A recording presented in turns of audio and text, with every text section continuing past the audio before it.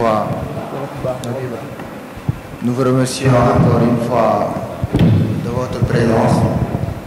Voilà, ça montre que vous êtes engagé, vous êtes concentré dans vos études. Ce n'était pas évident, vu le contexte que traverse le pays, un contexte de pandémie. Mais vous avez laissé tout ça de côté. Vous avez laissé tout ça de côté pour venir assister. Merci encore une fois. Bon, comme vous le savez tous, la team Jeunesse Consciente organise cette journée d'exposition littéraire. Voilà, pour approfondir les connaissances des élèves en matière de littérature. Nous avons décidé d'exposer sur 2 œuvres au programme, puisqu'en terminale, il y a 3 œuvres. Il y a L'étranger d'Albert Camus, que nous exposons, sur lequel nous allons exposer. Puis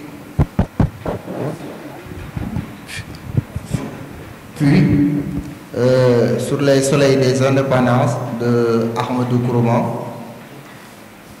Voilà. Les 3 œuvres sont en terminale. Vous avez 3 œuvres. Vous avez L'étranger d'Albert Camus, Les soleils des indépendances et Les contemplations de Victor Hugo. Nous avons décidé de supprimer cette dernière parce que c'est une poésie. Et exposer une poésie, c'est trop vague.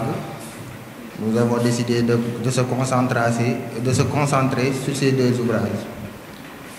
Sans plus tarder, nous allons entrer dans le vif du sujet. Mais avant tout, nous voulons remercier la chaîne de télévision virtuelle Xeweul TV qui est là, ici présent, qui a fait son déplacement pour couvrir cette conférence. Nous leur disons merci. La team Jeunesse Consciente est infiniment reconnaissante.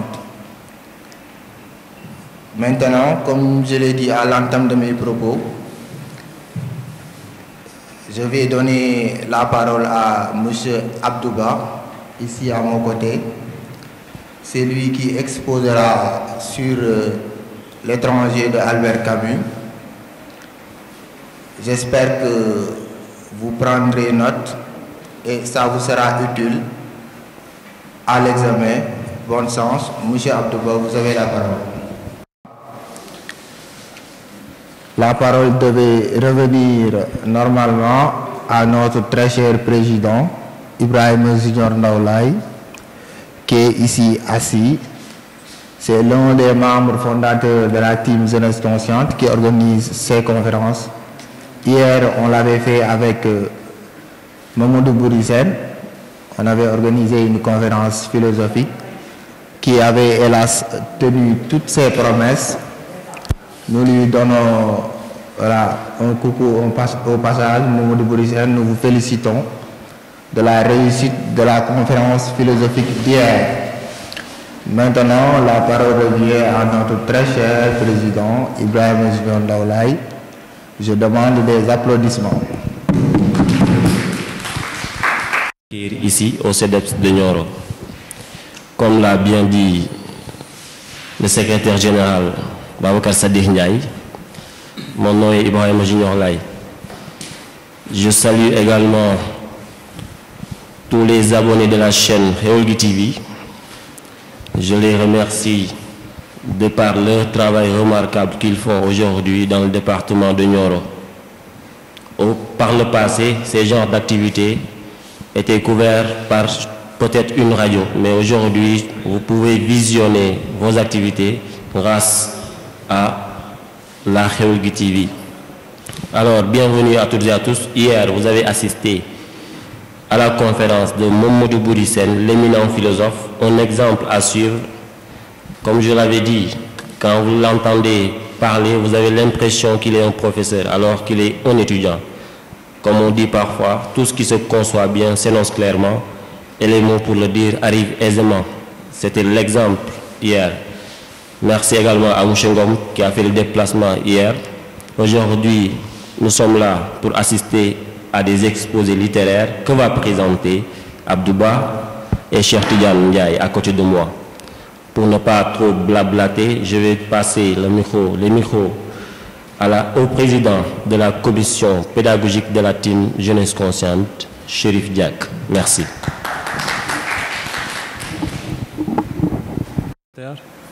Merci à toute la team Jeunesse Consciente.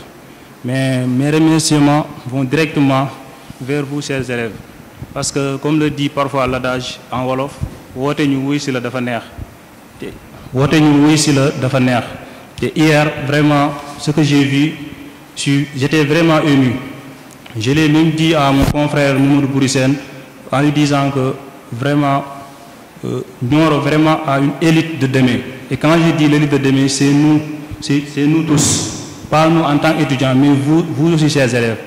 Encore une fois, je vous remercie de votre déplacement. Ce n'est pas facile. Comme l'a si bien dit le président, vu les contextes qui existent, la pluie, le Covid-19, tous ces facteurs-là nous ont pas empêché quand même de faire le déplacement. Je ne saurais terminer sans vous dire que il faut toujours avoir cette abnégation et cette détermination en tant qu'élève. Et vous êtes l'exemple. Parce que ce n'est pas facile encore une fois. Hier, nous avons assisté à une conférence philosophique animée par nos confrères Mamadou Bourissène, qui a été vraiment à la hauteur. Je ne vais pas y revenir. J'espère qu'aujourd'hui aussi sera pareil. Cheikh Ahmed Tidiane et M. Abdouba seront au rendez-vous. Et j'espère qu'à la sortie de cette conférence, nous tous nous serons bénéficiaires. Et vous aussi, en tant que candidat, vous aurez quelque chose à remplir lors de l'examen prochain. Et c'est tout mon souhait d'avoir tous les élèves de Nioro de réussir au bac 100%. En tout cas, c'est mon souhait, c'est le souhait de la team Jeunesse Consciente. Encore une fois, je vous dis merci de votre présence. Merci beaucoup. Respectivement, président de la team Jeunesse Consciente et président de la commission pédagogique. Maintenant, nous allons entrer dans le vif du sujet. Comme vous le savez tous, aujourd'hui, c'est une journée d'exposition littéraire qui portera sur deux ouvrages, L'étranger d'Albert Camus et Les soleils des indépendances de Ahmadou Kourouma. Voilà, je vais donner la parole à M. Abdouba pour qu'il puisse commencer son exposé. Lui, il exposera, c'est lui qui va exposer sur L'étranger d'Albert Camus. Je vous prie de l'applaudir et de l'écouter attentivement. Merci. Camarades, bonsoir, chers frères et sœurs. Je serai heureux lorsque vous sortez ici, tout un chacun de vous, et qu'ils comprennent la vie et l'objectif de Albert Camus. C'est ça qui serait mes souhaits. Mais si cela n'est pas abouti, comprenez que ce n'est qu'un amoureux de la lecture qui est un exposant. Je ne dirais même pas un exposant, mais je dirais que je faisais un partage avec vous, car je parle le statut d'un exposant. Donc, vu que le temps est précieux, je vais entrer directement au vif du sujet.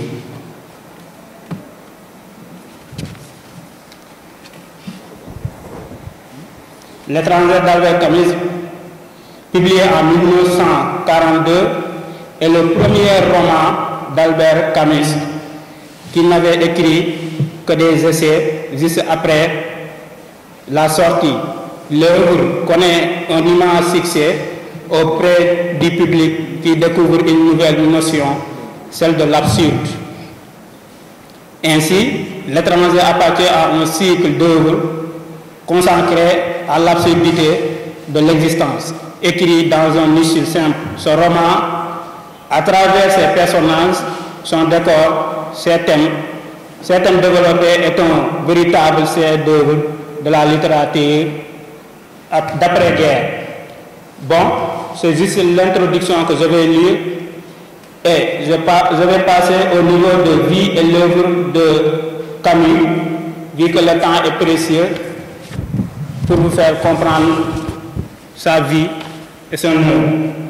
1913, à Moldavie, en Algérie, dans une famille modeste où il devient très tôt orphelin d'un père lucien, ouvrier agricole, tué pendant la première guerre de 1944-1918. Il y passe son enfance et son adolescence. Il est élevé par sa mère et sa grand-mère grâce à l'intervention de son instituteur.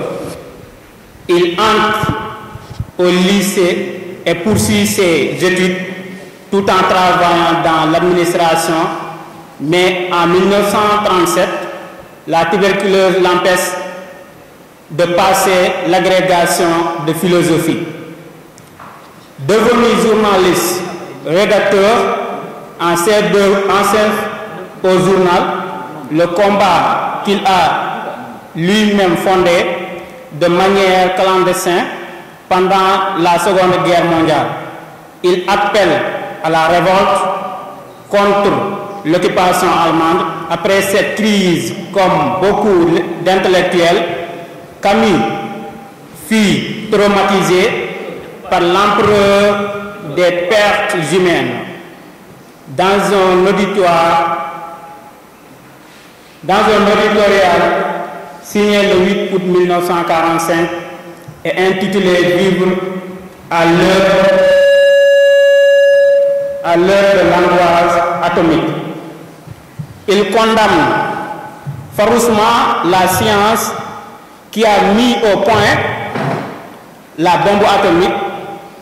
Camus est l'un des principaux acteurs de la vie intellectuelle française de l'après-guerre et incarne avec Jean-Paul Sartre le courant existentialiste.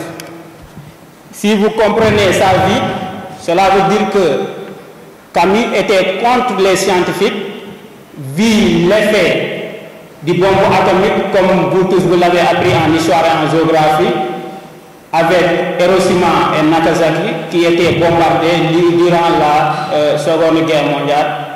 Il avait combattu cela farouchement. Et il y avait des savants qui disaient que science sans conscience n'est que ruine de l'âme.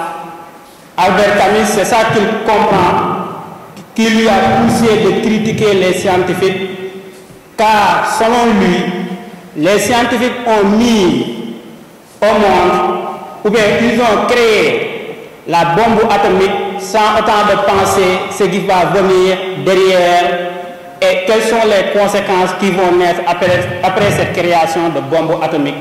Ça touche un peu de la philosophie et la science. Hier, mon frère l'avait parlé. Ces œuvres, Albert Camus est l'auteur de plusieurs œuvres dont je ne vais pas tout citer. Je vais prendre comme exemple, il a écrit des essais aussi. Je vais prendre exemple comme le mythe de Sisyphe. Le mythe de Sisyphe, il l'a publié en 1947. Si on entre dans le résumé, je vais ajouter un autre roman qu'on appelle La Suite. Dans La Suite, il met un personnage cynique, Jean-Baptiste Clémence, le narrateur qui dévoile les hypocrisies et sa bonne conscience passée pour mieux dénoncer celle de ses contemporains. Je vais passer au niveau, il a écrit des théâtres et des essais, des théâtres comme Malentendu, publié en 1944, si vous avez besoin de cela, L'exil et le royaume, publié en 1957, le Caligula, publié en 1945, Les Justes, publié en 1949. Vu que le temps ne nous permet pas de tout étaler, vous allez essayer de faire des recherches par rapport à ces œuvres pour comprendre qui est Camus et quelle est la chose qu'il impose. Le résumé, le narrateur morcel, ce qui est plus important, il faut prenez note ici, le narrateur morcel employé de bureau à Alger apprend que sa mère est morte dans un asile. Il va l'enterrer sans larmes. Le personnage principal, morcel, on lui dit que ta mère est morte. À travers un télégramme, morcel va enterrer sa mère sans larmes. Et sous un soleil de plomb qui ne fait d'augmenter son envie de finir avec la cérémonie de retour à Alger, il va se baigner et retrouver une ancienne collègue Marie, ils vont voir un film comique au cinéma et elle devient sa maîtresse. Il faut essayer de comprendre la poursuite et la vie de Morsel. Pourquoi on lui a nommé comme un étranger? Sa mère est morte, il était là-bas, il a enterré sa mère sans pleurer, sans avoir un cœur de pitié. Il retourne le jour de l'enterrement, il va au cinéma, il va à la piscine avec sa petite amie Marie et il va au cinéma aussi pour regarder des films comiques. Ils vont voir un film comique et elle devient sa maîtresse. Un soir, Morsel croise Salamano, un voisin, et est invité par Raymond, un autre voisin de palier, ce dernier ancien boxeur, qui raconte sa bagarre avec le frère de sa maîtresse et lui demande d'écrire une lettre qui servira sa vengeance. Est-ce que vous comprenez? Il quitte au niveau du cinéma, il retourne chez lui, il rencontre avec un ami de palier, et ce ami de palier-là, il avait problème avec sa maîtresse. Subitement, il lui demande d'écrire une lettre de vengeance et il ne sait même pas ce qui se passait. Est-ce que vous comprenez? Il ne savait même pas ce qui se passait entre son voisin et sa maîtresse et il accepte d'écrire cette lettre-là. Quelques jours plus tard, Raymond se bat avec sa maîtresse et la police intervient. Morsel accepte de l'accompagner au commissariat. Vous retournez toujours, quelques jours après l'inscription de cette lettre, Raymond bat avec sa maîtresse et Morsel accepte d'aller lui accompagner au niveau du commissariat pour être son témoin. Est-ce que vous comprenez? Invité par Raymond à passer un dimanche au bord de la mer, dans le cabanon, un ami maçon, Morsel, s'y rend avec Marie. Après le repas, les hommes se promènent sur la plage et rencontrent deux Arabes, dont le frère de la maîtresse de Raymond. Le moment qu'il est venu au niveau de la plage, il a rencontré un frère, il a rencontré le frère de la maîtresse de Raymond. Il faut toujours continuer toujours pour comprendre là où je veux venir, pour que vous compreniez pourquoi on dit que Morsel est une personne absurde. Ils se battent et Raymond est blessé. De retour au cabanon, Morsel le tempère. Exemple, le moment qu'ils ont combattu avec les deux Arabes, Morsel avait pris le temps pour tempérer Raymond en lui disant qu'il faut oublier ça, il faut pardonner, ainsi de suite, ainsi de suite. Si vous lisez le roman, vous allez comprendre plus que moi. Et lui prend son revolver pour lui éviter de tuer. Morsel prend le revolver de Raymond pour lui éviter de tuer. Qu'est-ce qu'il a fait? Subitement, il repart dimanche, il repart seul sur la plage. Il a pris le revolver pour éviter de tuer et il retourne au niveau de la plage. Toujours sur le chemin. Il retrouve par hasard le frère qui sort un couteau, le frère de la maîtresse de Raymond. Assommé par le poids du soleil, il crispe sur le revolver et le coup part tout seul. Mais Morsel tire 4 autres coups sur le corps inerte. Il a déjà tiré sur l'Arabe.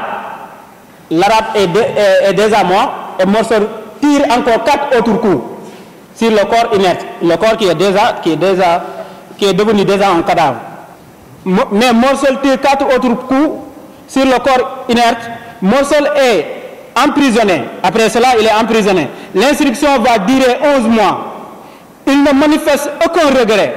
Lorsqu'il est interrogé par le juge, aucune peine lorsque son avocat l'interroge sur les sentiments qui le liaient avec sa mère. Le souvenir, le sommeil et la lecture d'un vieux morceau de journal lui permettent de s'habituer à sa condition. Les visites de Marie s'espacent.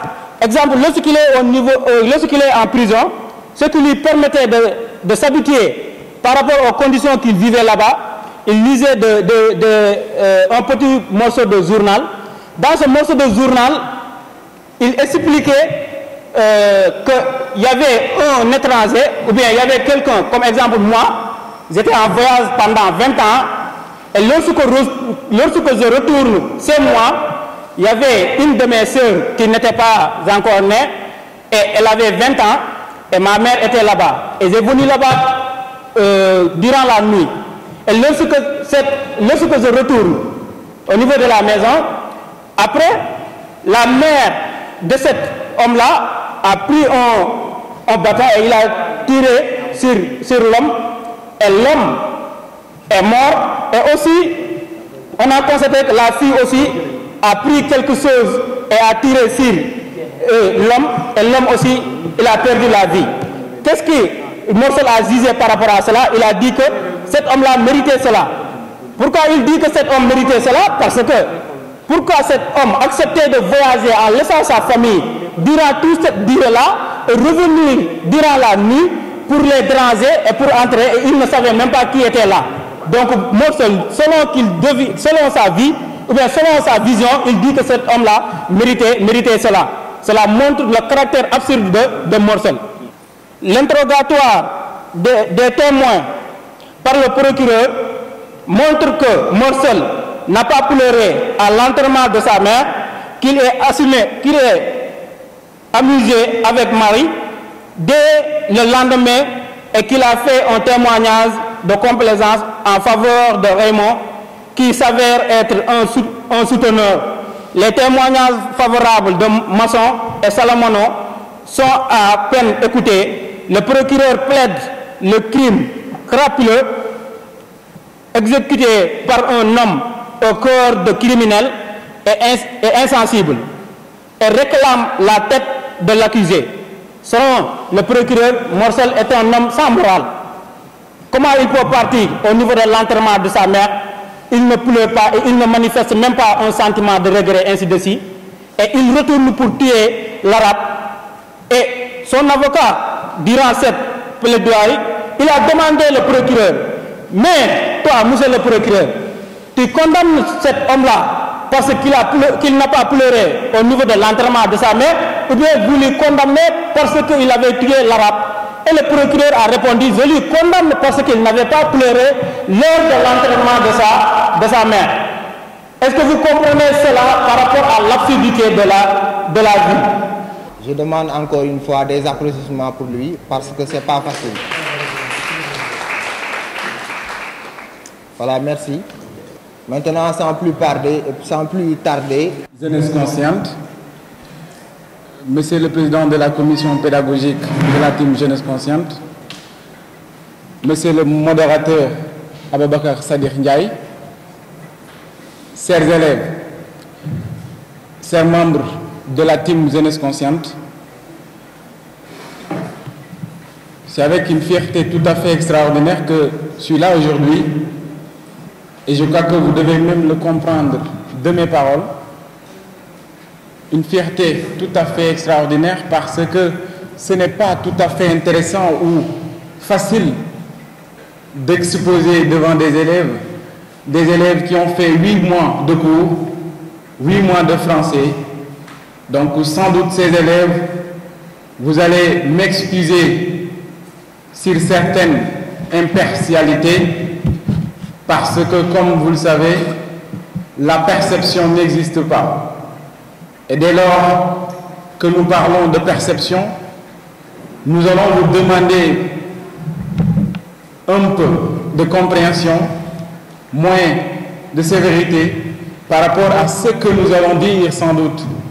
Parce que nous n'avons pas l'intention de vous enseigner, on ne peut pas le faire. J'ai l'habitude de dire à mes élèves, à ceux que j'aide pour le baccalauréat, qu'on ne peut pas vous enseigner, on est là pour partager.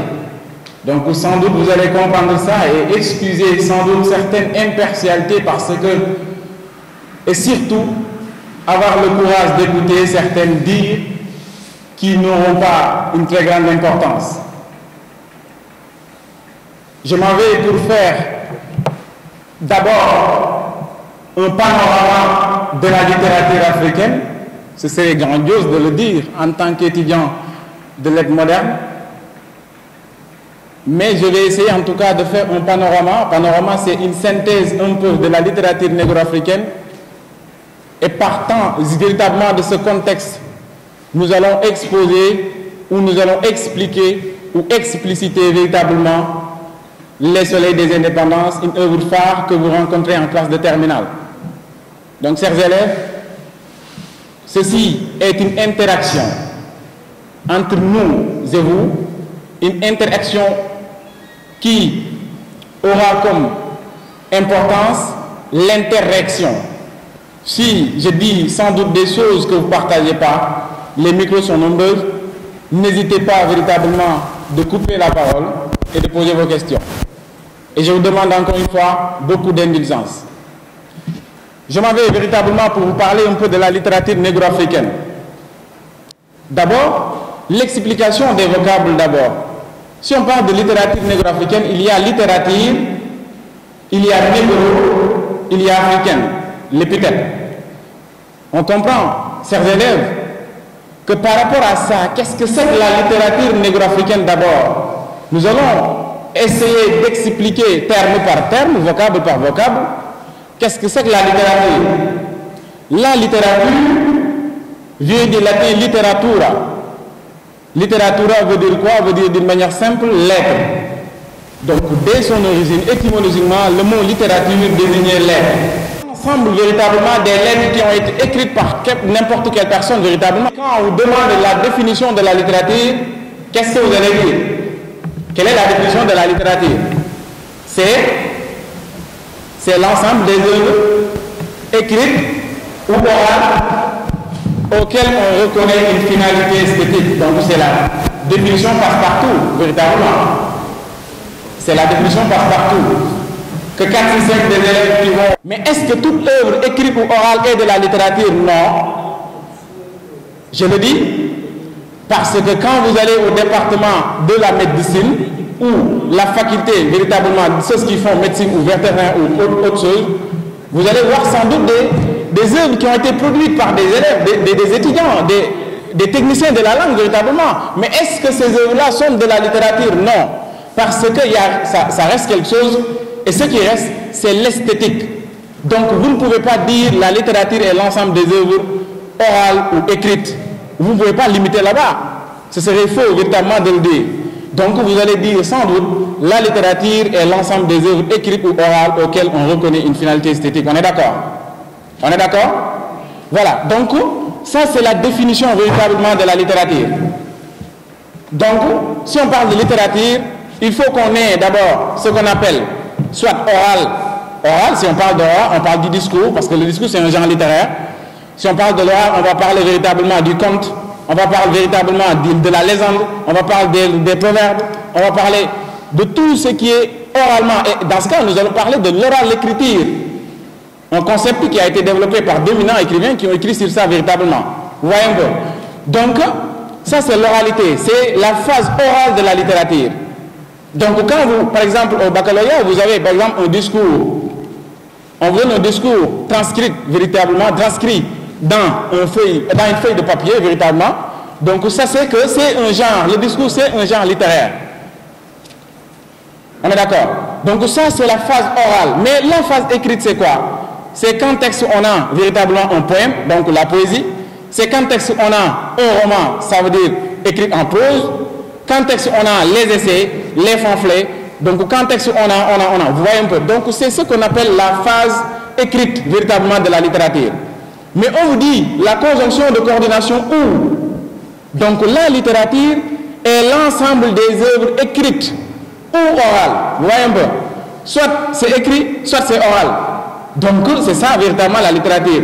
Et où on reconnaît véritablement une finalité, et cette finalité-là, c'est quelle finalité? C'est une finalité esthétique. On est d'accord? Donc, toute œuvre qui n'a pas une finalité esthétique n'est pas une œuvre littéraire. Ça veut dire quoi? Ça veut dire d'une manière simple, véritablement, que la littérature est avant tout de l'esthétique. Nous allons sans doute revenir sur ça. Raison pour laquelle, quand on vous apprend la littérature, quand on parle de la fonction de la littérature véritablement, vous allez sans savoir que l'esthétique, c'est une fonction transversale, vous l'avez appris. Donc, dans le roman, dans les essais, dans l'œuvre poétique, dans n'importe quelle œuvre, vous allez voir sans doute cette esthétique-là sera tout simplement montrée d'une manière tout à fait extraordinaire. On est d'accord? Donc ça, il faut que vous le sachiez d'abord. D'abord, ça, c'est la littérature. Et on parle de négro. Négro, c'est simple, c'est nègre. Nègre, c'est l'homme noir en tant que tel. Mon ami Bessan pourrait véritablement nous en faire un exposé tout à fait extraordinaire parce que lui, c'est un historien. Et il sait, Cheikh Anta Diop, l'éminent penseur, en a parlé d'une manière tout à fait extraordinaire. Donc, le négro, c'est l'homme noir, véritablement. L'homme noir, dont Cheikh Anta Diop, pour un peu faire un clin d'œil à Bessan, c'est donné corps exemple pour montrer à combien cet homme-là a une dimension tout à fait extraordinaire. Il dit la culture, et il y a une seule culture, et cette culture-là, c'est une culture africaine. Donc, vous comprenez par rapport à ça, on dit négro, ça fait référence véritablement à l'homme noir, véritablement. Mais négro-africain, est-ce que cela veut dire tout simplement les gens, les écrivains d'une manière générale qui n'appartiennent pas à l'Afrique ne sont pas des écrivains? Non, parce qu'il y a un effet boomerang montré d'une manière tout à fait extraordinaire par les rappeurs. L'effet boomerang vise à montrer que la civilisation ou le rap, parce que le rap également c'est un genre littéraire, c'est un genre oral. Le rap, véritablement, a fait un effet boomerang. Pour vous expliquer un peu un effet boomerang d'une manière simple, l'effet boomerang, c'est par exemple, le rap est né en Afrique, mais la traite négrière a déporté. Est né en Afrique comment? Parce que tout simplement, ceux qui sont les initiateurs de ce rap-là, ont été d'abord des Africains d'une manière globale. Parce que c'est grâce à la traite négrière que leurs arrière-grands-pères ont fait le déplacement de l'Afrique en Amérique. Donc c'est ce qu'on appelle l'effet boomerang, vous voyez un peu. Donc à ce point de vue, on comprend que donc même un écrivain qui habite véritablement les Harlem, nous allons y revenir par rapport aux origines, est un écrivain africain véritablement, est un écrivain noir d'une manière générale. Donc c'est ce qu'on veut dire par rapport à cette définition-là, la littérature négro avec tiré, très d'union africaine. On est d'accord? Donc la littérature négro-africaine, c'est ça. Mais si on parle de littérature négro-africaine, il y a sans doute une histoire. Comme toute personne, il a une histoire. Quand est née cette littérature négro-africaine? Est-ce que cette littérature est née de Nex-Ilo? De rien? De nulle part? Et vous allez sans doute comprendre, si vous avez sans doute appris certains cours en histoire, qu'il y a des phénomènes, qu'il y a des histoires qui ont bouleversé l'Afrique, et ces histoires-là, ou ces phénomènes-là, ces événements-là, sont d'abord la traite négrière, ensuite la colonisation, ensuite les exploitations qui continuent. Voyez un peu. Donc, ces événements-là ont expulsé, ont montré véritablement l'essor ou la naissance de la littérature. On a quitté la traite négrière, on a fait 3 siècles. Ensuite, la colonisation. Donc, on se rend compte d'être dans véritablement un labyrinthine de 400 siècles. 400 siècles d'occupation véritablement. Vous voyez un peu. Donc, la naissance de cette littérature-là négro-africaine. Et pour parler de naissance de la littérature négro-africaine, il ne faut pas véritablement oublier une chose tout à fait intéressante, ça veut dire la littérature négro-renaissance. La négro-renaissance que vous avez appris en classe de seconde, c'est intéressant parce que vous allez au bac. Et le baccalauréat, c'est quoi? C'est l'ensemble des choses que vous avez appris de 6e en terminale. C'est ça. Donc, si vous allez au baccalauréat, et les armes, armez-vous, pour reprendre les termes de Cheikh Anta Diop, armez-vous de sciences jusqu'à dents. Et je vais vous dire, armez-vous de connaissances jusqu'à dents.